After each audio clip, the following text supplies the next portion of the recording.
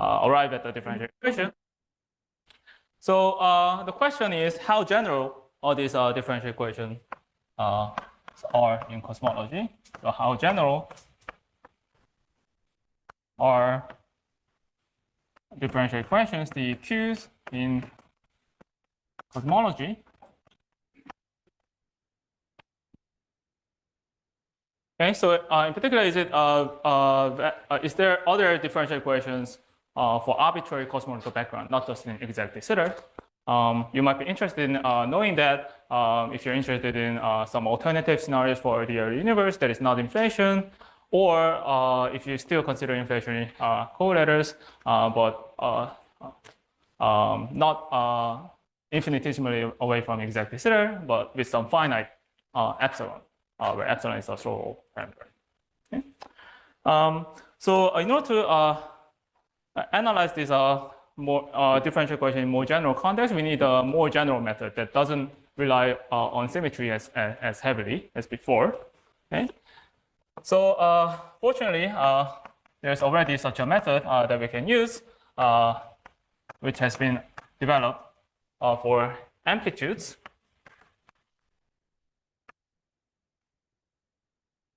Okay, so there's a well-developed method of differential equations that we use for computing loop amplitudes that uses technologies such as integration by parts, IBPs, master integrals, and so on. So first of all, how many of you are familiar with this method for amplitudes? Okay, all right, a lot of you. Okay, that's good. So what we'll do in this last lecture is to try to see how a similar method can be also very powerful for understanding cosmological correlators. It turns out that there's a new feature in cosmology. Okay, so of course this method is going to be pretty powerful in computing cosmological correlators, but there's also a new feature that DEQs for wave function. Turns out that they have some interesting hidden combinatorial structures. Okay.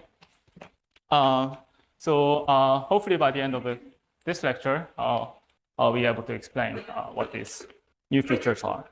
Okay. And why is it exciting?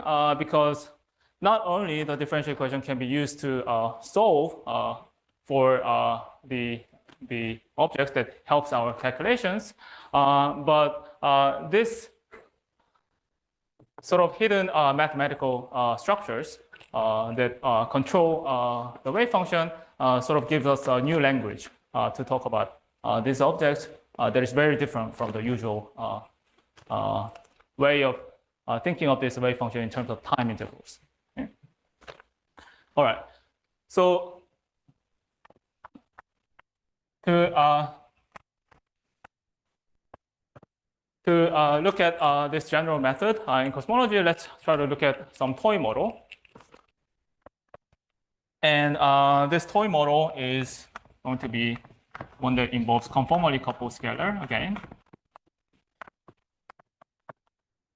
But we'll work in general FRW spacetime instead of exact de Sitter. So instead of having a de Sitter metric,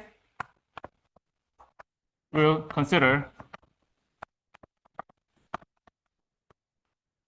FRW spacetime, flat FRW spacetime with scale factor going as power law. Okay. So in de Sitter, this epsilon is 0. Okay. Scale factor goes as 1 over eta. But now we are going to capture general FRW spacetime expansion by assuming that this epsilon is a generic parameter. Okay.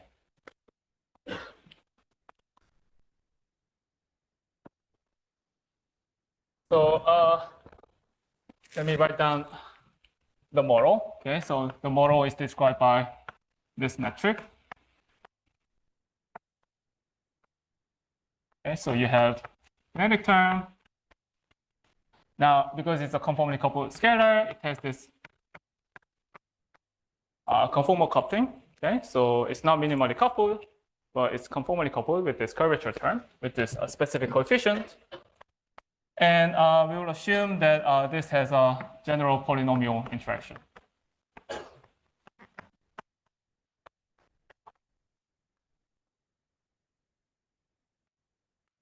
Okay. So this phi has this general polynomial interaction. And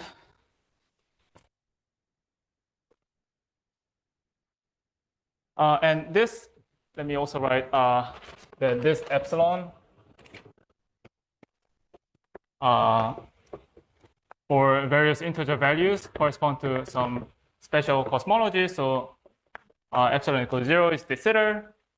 Epsilon equals -1 is just a flat Minkowski with no time evolution. Okay, so this is Minkowski. Epsilon equals -2 corresponds to radiation domination. And epsilon equals -3 corresponds to matter domination in the universe.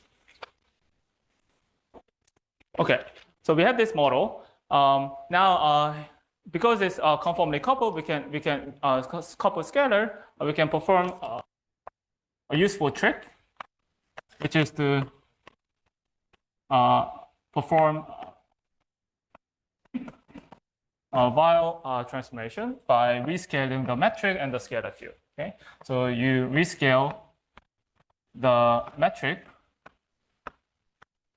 by a squared and phi by a inverse.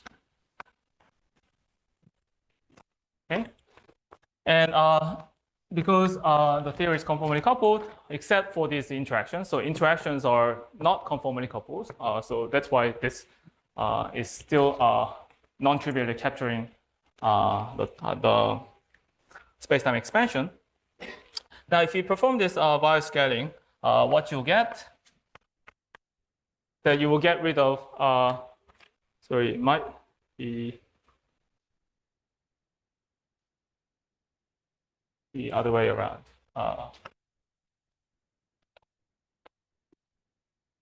Yeah, so you want to rescale the metric so that you get rid of this scale factor, overall scale factor. So the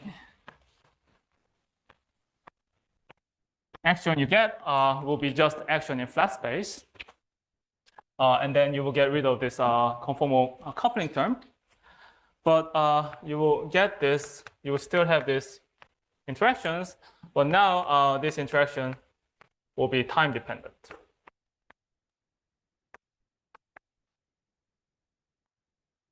Okay, so that's the price you pay by going to flat space. Now the time dependent is captured by these time dependent interactions, but the scalar field is a massive scalar field in flat space.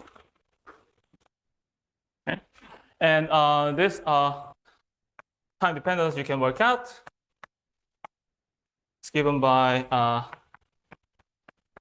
the original coupling constant over 1 over eta to power 1 plus alpha p, where alpha p is given by 4 minus p times 1 plus epsilon minus 1. So this is something you can work out by doing this transformation.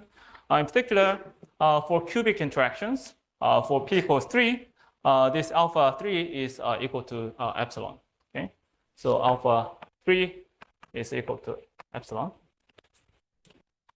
So even though we can work with any arbitrary polynomial interactions, for simplicity, we'll just work with cubic interactions, where this lambda 3 will gain 1 over eta to the power 1 plus epsilon. Okay. Now let's try to do some computation. in this toy model. Now, because the scalar field lives in a flat space, we can use the same set of propagators that we used for computing the wave function in flat space with this propagators. Okay, so the bulk-to-bulk propagator takes this form, the usual plane wave, and the bulk-to-bulk propagator is some combination of these plane waves with a data function. Okay, it's the same propagator that we can use. Okay, so let's look at 4-point function.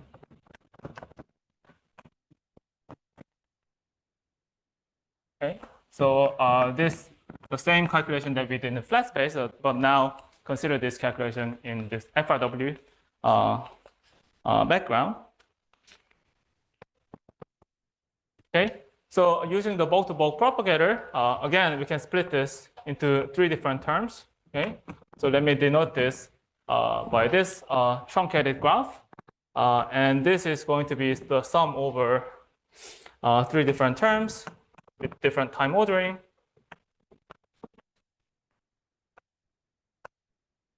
Okay, and these are associated with these momenta K1, K2, K3, K4, Ki, but I don't like writing K1 plus K2, K3 plus K4 every time. So instead, what I will do is to define the energy associated with this vertex. Let me call it X1. And let me call the energy associated with this vertex X2. And the energy associated with the edge of this graph as Y. Okay? So X1 here is K1 plus K2. And X2 is K3 plus K4. The reason why it is convenient to define these separate energy variables for vertices and edges is that this diagram, if you have multiple external legs, then what we'll have is that it's just that the sum of all of these external energy appearing together, okay, in the calculation. So you can define, you can think of this X1 as the sum of all the external energies attached to this vertex. So this definition should be is useful because it doesn't care about the number of external legs. Okay, so let me write down the corresponding integrals. So let's look at the first one. Okay, so this integral is eta 2 etas, eta 1, eta 2, over eta 1 to the power 1 plus epsilon, eta 2, 1 plus epsilon. Okay, so these factors are coming from the time dependence of the couplings, and then the rest of the integral is the same as in as the one in flat space. So you would have something like this.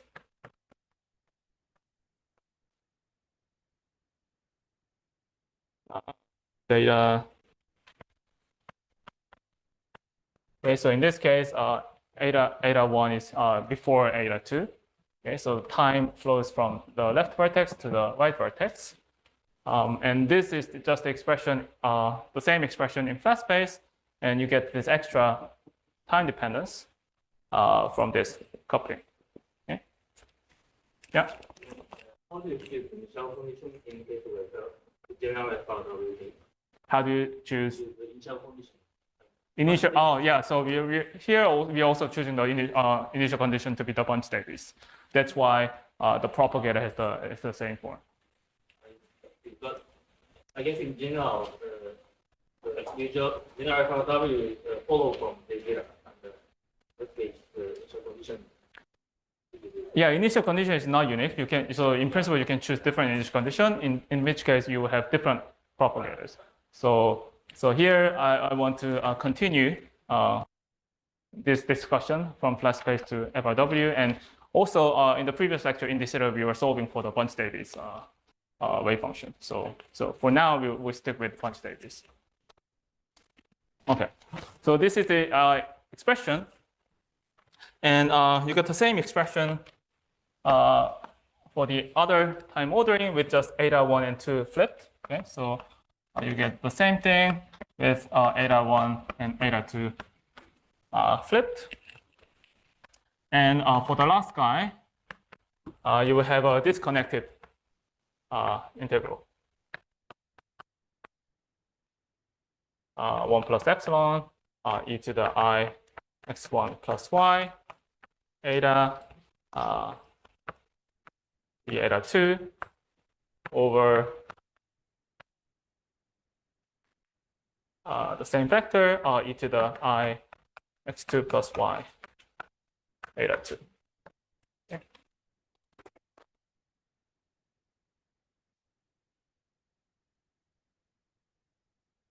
Okay.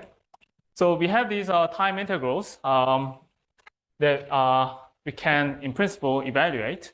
But taking the lesson from the previous calculation, we want to work out we want to use a method which doesn't rely on explicitly computing these time integrals. Okay. So what we want to do is to derive some boundary differential equations that these individual integrals satisfy, and then solve those boundary differential equations instead of directly integrating.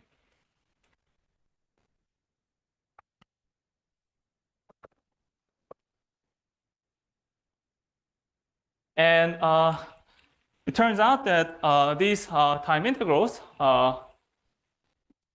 satisfy some closed form of closed system of differential equation. So these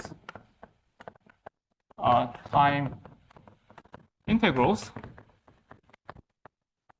are part of some vector space. So these integrals form a finite dimensional vector space that is captured by a finite number of basis integrals, or so-called master integrals. Okay, so the logic is actually the same as the usual one we have for amplitudes. So for loop amplitudes, you can when the loop integrals take the form of an integral over some rational function, we can show that the integral family, even though there are an infinite number of integrals in that integral family, you can show that there are only finitely many integrals that capture the integral that we are after. So so what we have is that we're going to have some basis of integrals, I vector, that contains some number of finite number of basis master integrals, and this final wave function is going to be some linear combination of these basis vectors. Okay, and you can show that this is indeed true for the time integrals that we're dealing with. And there's actually a very nice way of showing this using using a Stringer trick for transforming these integrals. So let me briefly mention why this is the case. Okay, so so the only difference that we have compared to the flat space calculation is these vectors in the measure. Turns out that using the Stringer trick, you can write this as an integral over some epsilon e to the I omega eta with some prefactor. Okay. Now, when you do this integral transform, you see this e to the I omega eta will simply combine with the existing e to the I factors in the integral. And in particular, what it will do is that it will shift this axis by the amount omega, because we have this eta for every vertex, and every vertex has an associated energy, which are given by this axis. Okay, so when we replace this with this eta factors with its integral, then the axis are going to be shifted by this omega amount, and then we will have some extra omega integral left to do. Okay, so in the end, what we will have is that this psi in FRW will be given by the omega integrals. So there are two of them raised to the power epsilon. And then in the integrand, it's going to be the same flat space wave function where the axes are shifted by these omegas. But y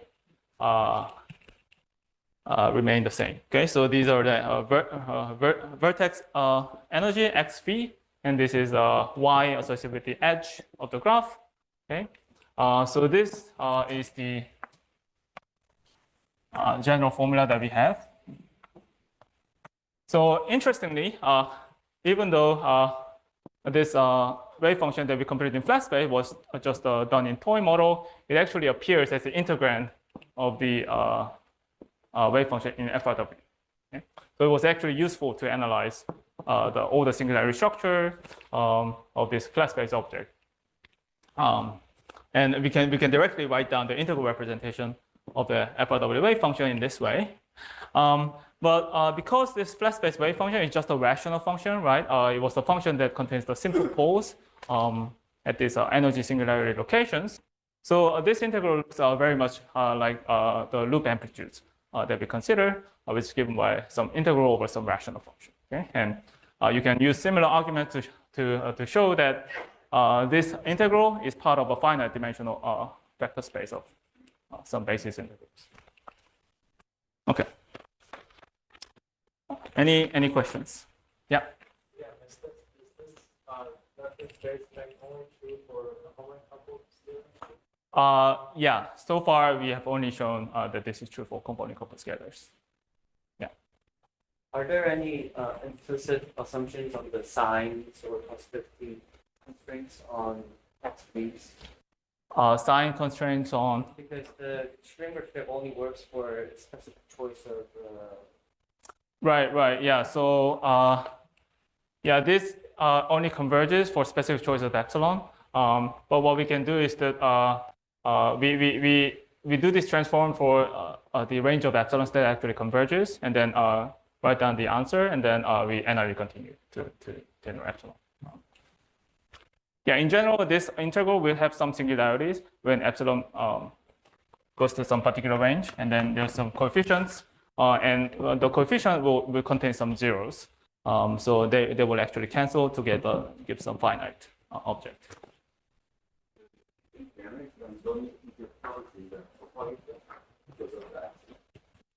Can you repeat again? So you need to generate the non-integer powers propagator.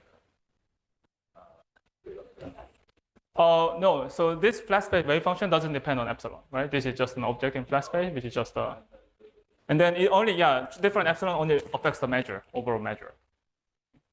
So you can kind of think of this as a kind of Dirac, doing the Dirac in amplitudes, okay? Multiplied by some rational function. Any other questions? Okay. All right. So using this fact that this wave function is part of a finite dimensional vector space, what you can show is that this wave function will satisfy. So this basis integral that captures this integral family will satisfy some differential equation that looks like this. Okay. So you already told me that a lot of you are familiar with this sort of differential equation. So what this equation means in terms of the variables that we're working with. So this D is the total differential that is given by the sum of or the dx's with partial x plus all the dy derivative for every h. Okay? So this is the total differential in terms of the kinematic variables, x's and y's. And this A is the matrix valued one form. Okay, so we have a one form on the left-hand side, we have a one form on the right-hand side, and this will take the form like this. Okay. In the end, what we'll find is that this A will be given by sum over some d log, so-called d log forms, where this phi represents the singularities. And these singularities are also called letters.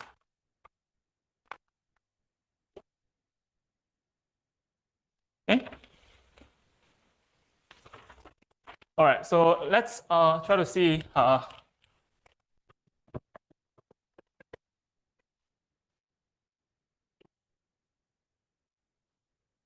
we can show this for the integrals that we have. So I probably won't have time to do show this for all of these integrals, but let me take this one. Okay, so it was this integral.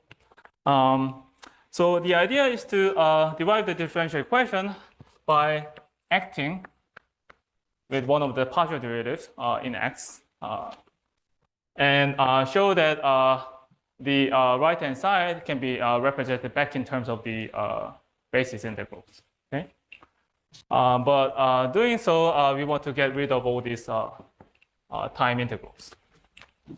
So let's try to do this. So if we act with this x1 derivative on this integral, it will not affect the d eta 2 integral, but it will affect it will act on this term, okay, this x exponential term. So what we will have is that we have some eta 2 integral and the eta 1 integral. And then this x1 derivative will act on e to the I x1 minus y, eta 1, eta 2 minus eta 1. Okay.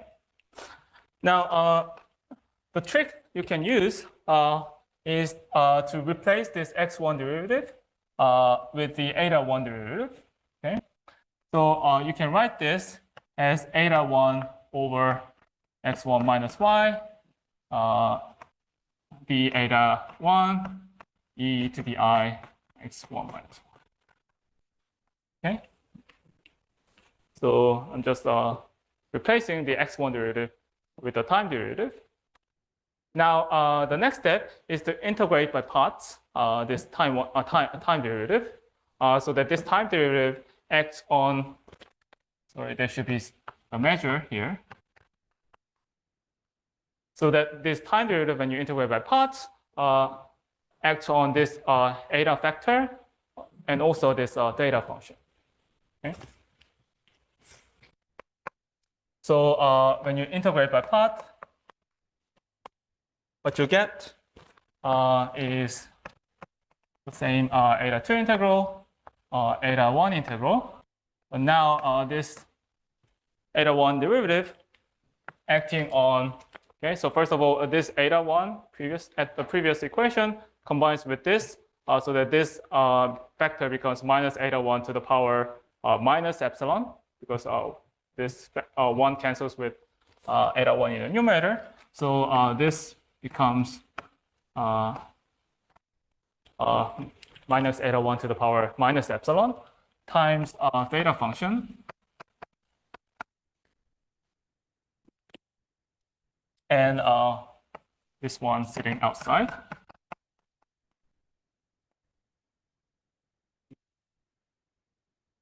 Okay.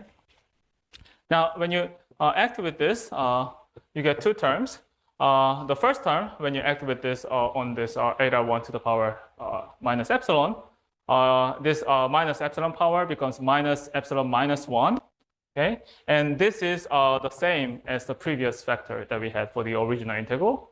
And sorry, there should be 1 minus x1 minus y sitting outside. So what you get is that when this one acts on this vector, you pull down a factor of epsilon times the original function. So what you get is epsilon over x1 minus y times the original function. What about this term? So when this derivative acts on the theta function, it becomes a delta function. Okay, and delta function collects these two integrals into one integral, and these plane waves will combine. So we have these two plane waves. When you set eta 2 is equal to eta 1, we get sum over these terms, and the factors of y will cancel.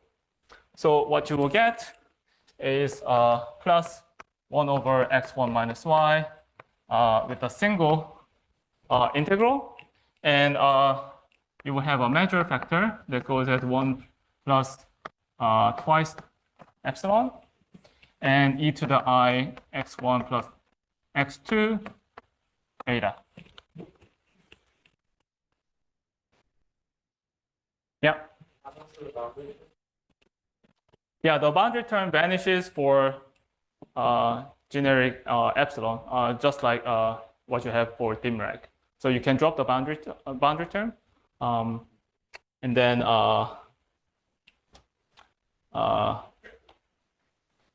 yeah, for generic eta, you can drop the boundary term.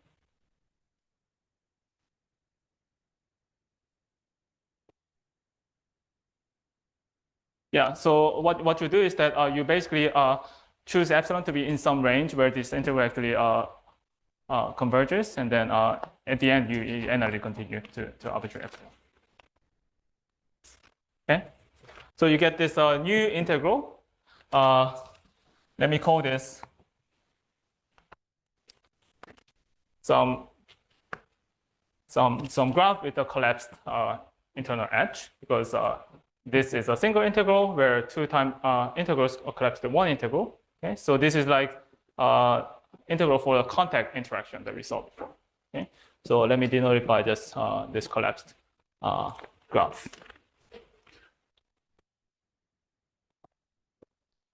Okay, so we have found the equation for this guy when we act with x1 derivative. You can do the same for the x2 derivative. Let me not go through the derivation, but simply write down the answer. So in the end, when you do this, you will find that you get the same function now multiplying this factor. Okay, 1 over x2 plus y minus 1 over x2 plus y, the same collapsed graph. Okay. Okay.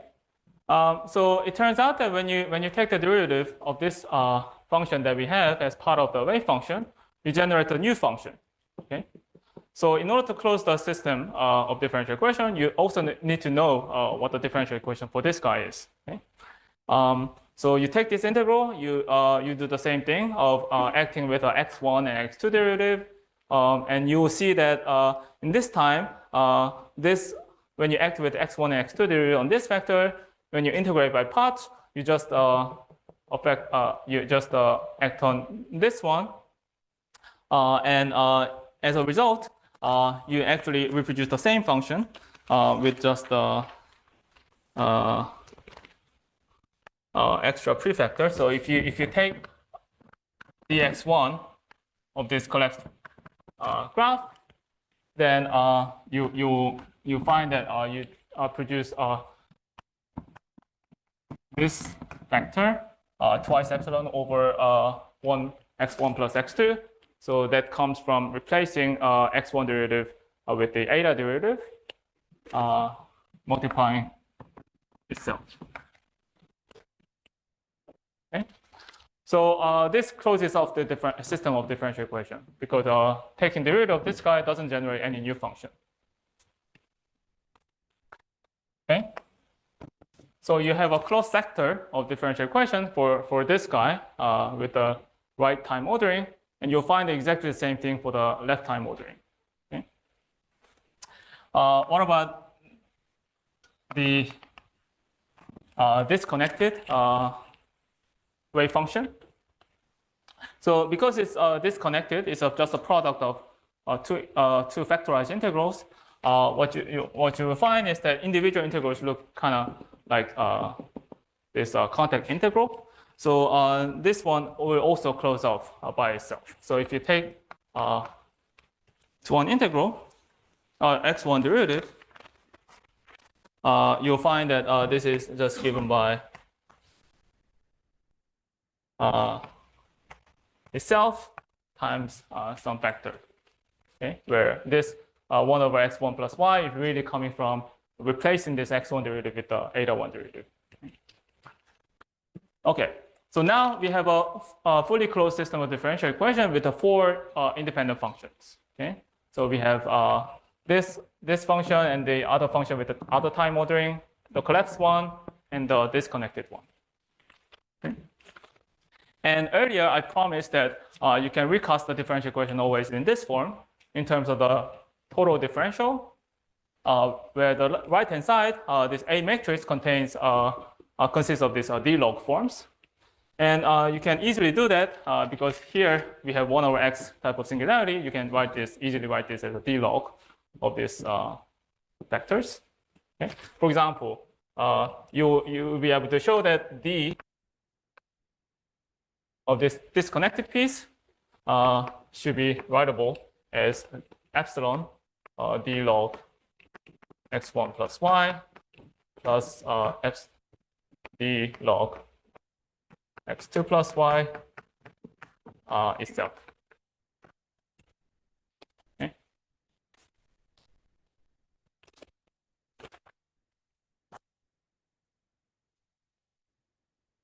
Any questions about this so far?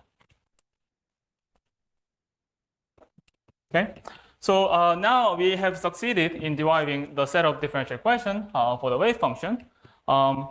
And let me make some remarks.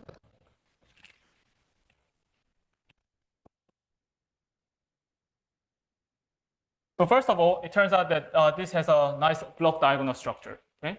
So if you look at the A matrix for this 4x4 system, okay, what it will look like is the following. So you will have this sort of structure where the first element is given by this disconnected piece, which closes by itself. And then there's a 3x3 block that consists of these other 3 functions. And this will also have some triangular structure. Okay? So the A matrix that we have in the end has a nice block diagonal triangular structure. And this is very efficient to solve. Okay? What you can do is to solve the differential system. Because it's a triangular for each block, you can solve for the last element and then keep solving row by row in this differential system. This is actually very efficient to do this. Okay, so if you're just interested in computing this object, we are done now, right? We have these differential equations that we can solve. But earlier I told you that there's actually a new feature where there's a hidden combinatorial structure that nicely organizes this structure of differential equations. Okay, so let me tell you in the remaining time what this is about.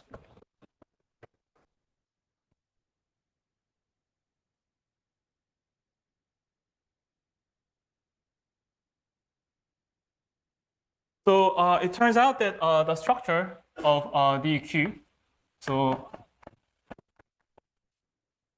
differential equations becomes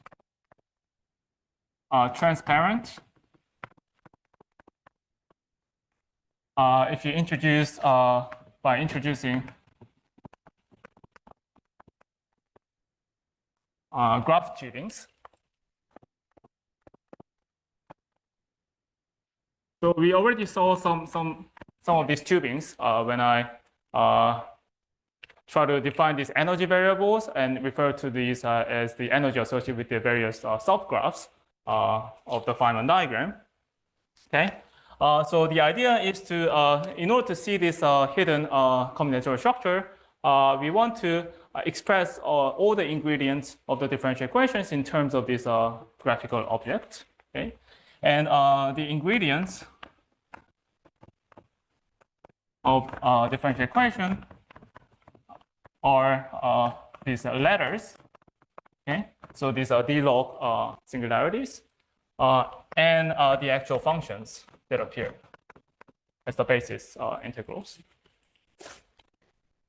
Okay, so let me give you the graphical representation of the first of all the letters. Okay, so if you look at the type of singularities that appear in the differential system, it's basically the d log of these various energy variables in terms of these x's and y's. Particularly, we have these singularities where we get x plus y, and we also get singularities where we have this kind of x minus y. Okay, so in general, we have these types of singularity. Okay, so there are 5 types of singularity where we can have x1 or x2 plus minus y, and the total energy x1 plus x2.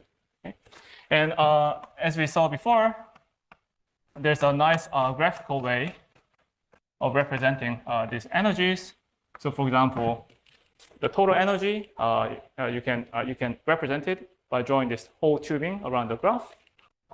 For the left energy,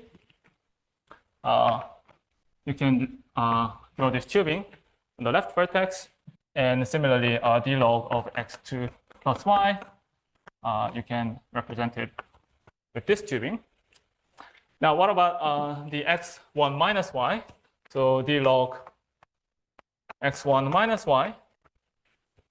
So to represent this, we need to have some label for keeping track of the sign.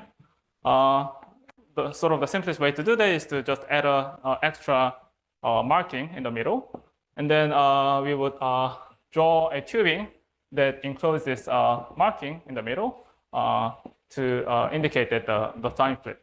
Okay, so similarly, we would simply add these markings in the other graphs as well, and lastly, d log of x2 minus y, we can represent it with this tubing. Okay, so there are 5 these graph tubings that can represent this the letters. Okay, very good. What about the functions?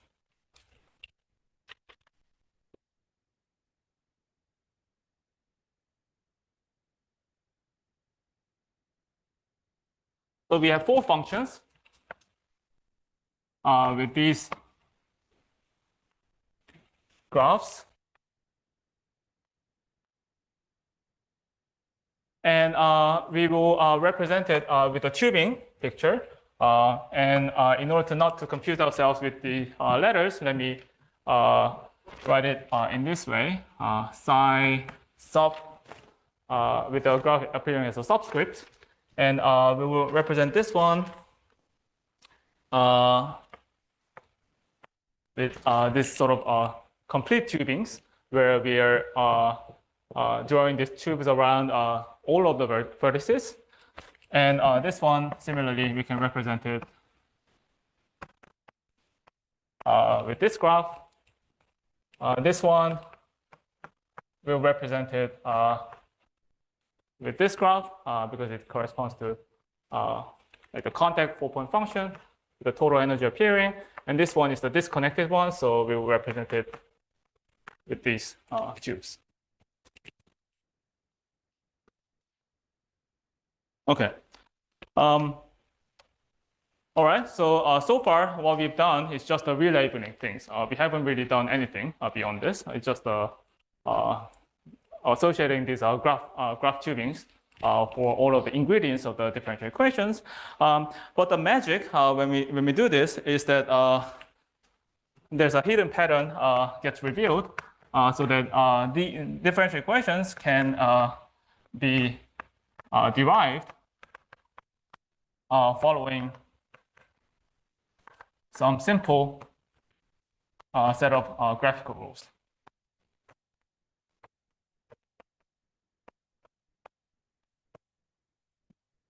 Okay. So let me try to give you just a flavor of how this works.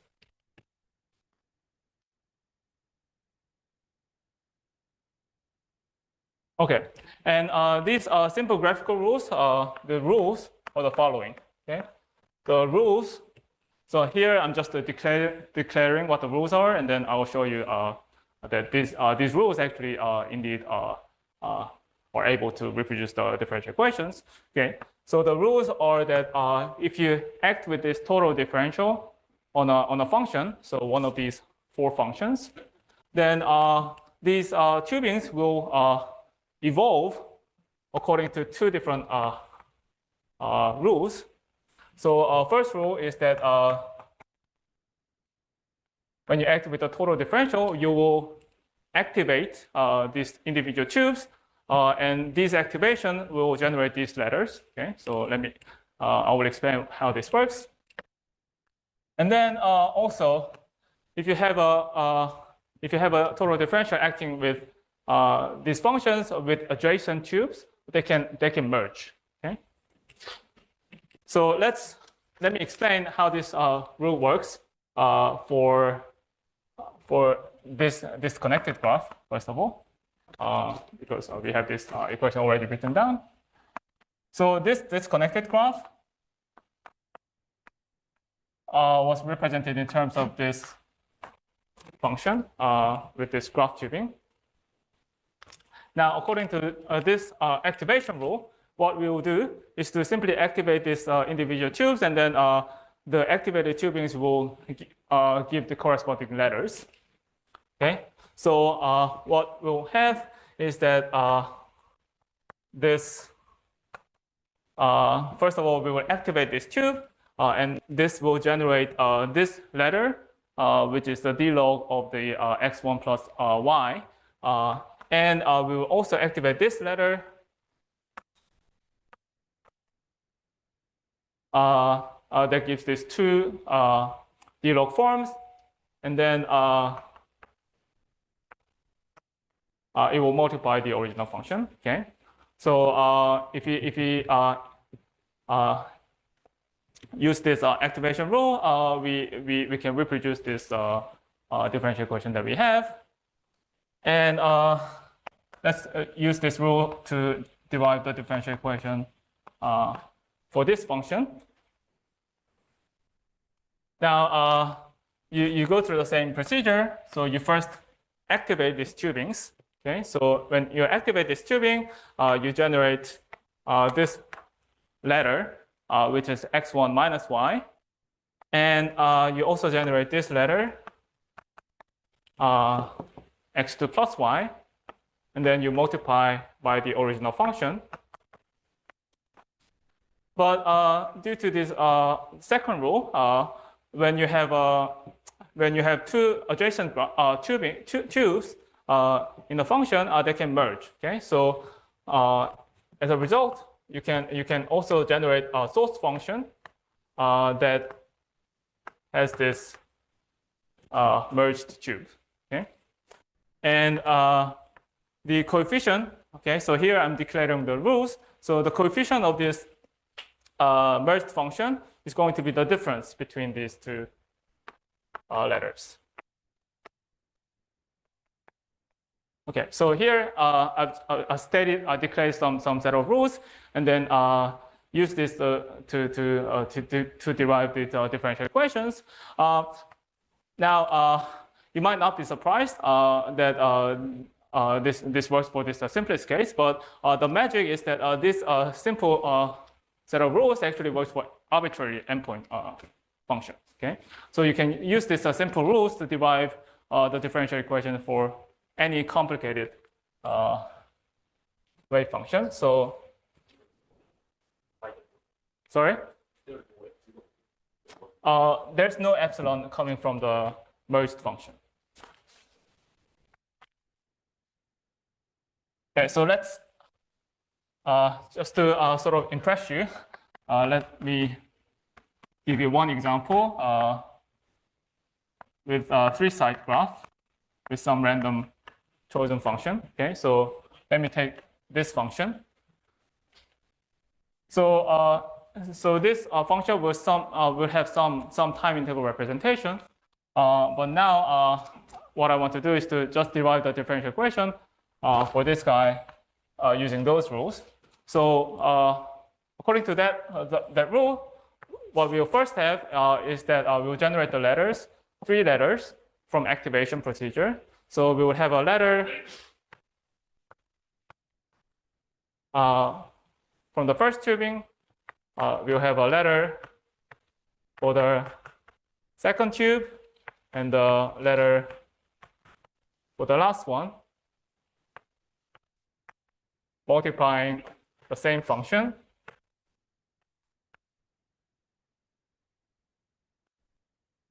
And because this function has these adjacent tubings, you can also generate new functions due to the second rule that the tubings, the adjacent tubes can merge. So, for example, by merging these 2 tubes, you will generate this function, and then you will also generate by merging these 2 tubes, you will generate this function as well. And the coefficients will be given by the difference between these letters for this guy and difference between these letters for this guy. Okay, and that's it for this example. And the same set of rules can be used to derive any arbitrary endpoint differential equation for any endpoint function. Okay, so yeah. Do you only at maximum have 2 or can you also make all 3 of them and then get one D? Yeah, so if you take at the next step, if you take the D of this guy, then these 2 tubes will merge. With each you can go in like 1 times, yeah. Not always. So you can have this sort of tubing as well. Yeah, but Then you will only merge these tubes. Yeah, but you cannot join more than 1 pair at once. You can't, if you have, for example, 4 bubbles, you can't join twice, 2 times. And you can't do 2 mergers, right? Yeah, so merge happens at once. Yeah, at a given step. Why there is no tube or 2 bubbles? Yeah, so the merge happens only once. So at this step, you only generate these 2 functions, and then when you take the differential of these 2 at the next step, you will generate the fully merged one. And the fully merged one will just become activated and then doesn't merge, no longer grow, and at that step, the differential equation closes. Okay. So let me mention just one more thing before I end. Okay, so what I did just now is to just declare these rules and then show that these rules actually can be used to derive the differential equations. But the question is why these rules are coming from, where these rules are coming from. And it turns out that there are some natural geometric objects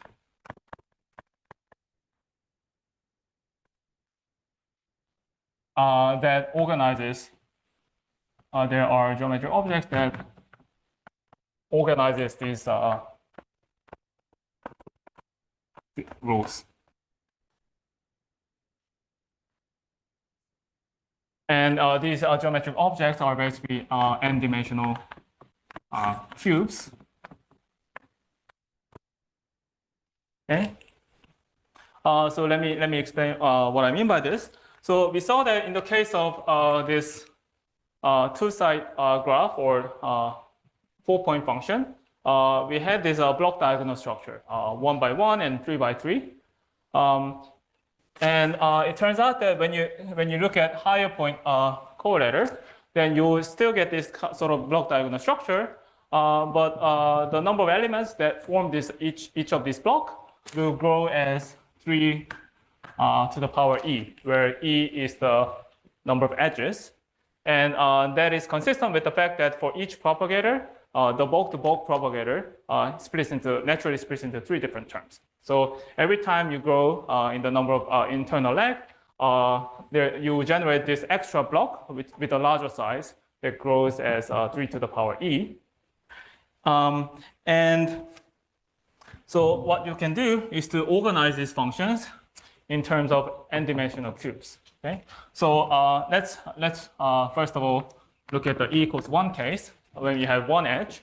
So one-dimensional cube is just an interval, right?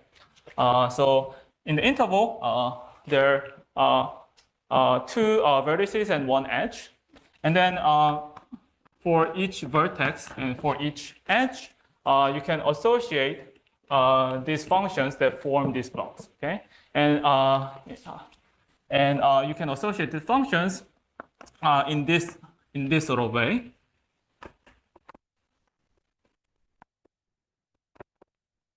Which encodes the compatibility of these tubings in the differential equation. Okay, so what you can do is to associate these tubings with before the merger process to this to the vertices, and then when you take the differential equation, when you take the differential, they will merge to form this edge function. And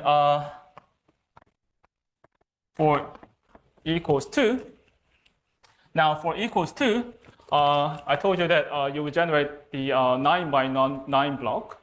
And these 9 functions can be arranged in such a way that they are associated to the vertices and edges and face of this square.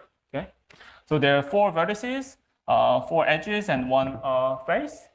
So for example, this edge you can associate this fully this tubing with the adjacent tubes, and because this object is supposed to encode the compatibility in the differential equation, what it will do is that it will associate the 2 functions that are generated by the merger process to this edge and to the other edge.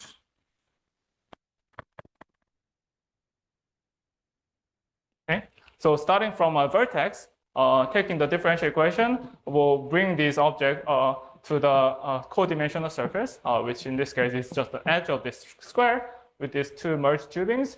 And then finally, you will go down to this face with the fully merged tube. So these n-dimensional squares is a differential is a geometric object that nicely encodes this compatibility of these tubings, and then we can work out the same thing for the cube for e equals 3. Okay, so the cube has 8 vertices, 12 edges, 6 faces, and 1 volume. They add up to 27. Okay, so these 27 functions are nicely associated with this cube, and the pattern goes on. So in general, what you have is that when you have a e-dimensional cube, so let me call it e-dimensional cube. So when you have an e-dimensional cube, the number of co-dimensional surfaces is given by this formula. Okay, so this is a number of j codimensional face in an n-dimensional cube, and then there's a nice combinatorial identity that if you sum over all the number of codimensional surfaces, then this is given by 3 to the e. So the combinatorial is nicely works out. Okay.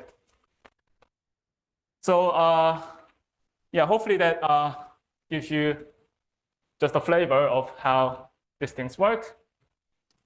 So I guess I'm running out of time, so let me end with some open questions. But before I do that, let me sort of summarize what we did in this series of lectures. So in the first lecture, we briefly reviewed the basic properties of cosmological correlators and primordial fluctuations, and why we are interested in learning about these objects in cosmology. In the second lecture, we started looking at the formalism for computing these correlators using the wave function of the universe. And in the third lecture, we saw how to use the symmetry constraints and the constraint that exists in the boundary to bootstrap the correlation function without time integrals. And lastly, we saw that this general method of differential equation really revealed this nice structure for the differential equation, at least in this toy model setting in cosmology. Okay, so let me end the lecture with some open questions. It's always good to end with some open questions. The first question is whether these nice structures that we observed extend beyond toy models. Okay, so that's an obvious question. So here the toy model was just a conformally coupled scalar field in FRW. Whether this structure extends to an actual model of interest in inflation involving massive particles and so on. Also, I mostly talked about tree-level correlators, and the question is whether they can be extended to loops. Okay. And finally, I mentioned that a lot of insights for these wave functions were coming from the insights we had already gained for from the study of scattering amplitudes. For example, we were motivated to find the analogous symmetry constraints and the locality unitarity constraints in cosmology. But now we find that these differential equations for cosmological correlators seem to contain this interesting mathematical structure. The hope is that whether this new understanding for correlators can also provide some new insights for the study of amplitudes. Okay. I should also mention that there are a lot of stuff that I didn't cover in this series of lectures. For example, the consequence of unitarity in cosmology. So there are interesting analogous cutting rules and optical theorem you can study for cosmological wave function. And also, I didn't really talk about say correlators of spinning fields like that of gravitons, or correlators of gluons in Yang mills. Those also have very interesting analytic structure. So if you're curious about learning more about these topics, yeah, feel free to come to me, and I'll be happy to chat. All right, thanks a lot.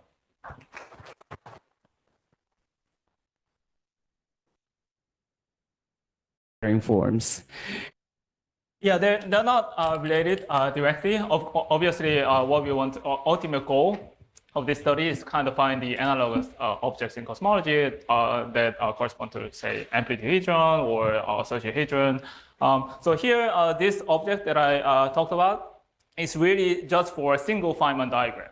Okay, but all the magic in amplitudes, the discovery is geometry, and really works for when you sum over all the Feynman diagrams. So the magic for amplitudes is that when you sum over Feynman diagrams, you get this very nice geometrical objects. But here we were just restricting ourselves to just a simple single Feynman diagram. So yeah, so obviously the next sort of step is to generalize this to, for example, trace by cube, where we have the sum over channel, and then we want to figure out whether there's nicer geometry that describes this. And then, of course, Yang Mills and others, where you really have the sum over channels. Other questions?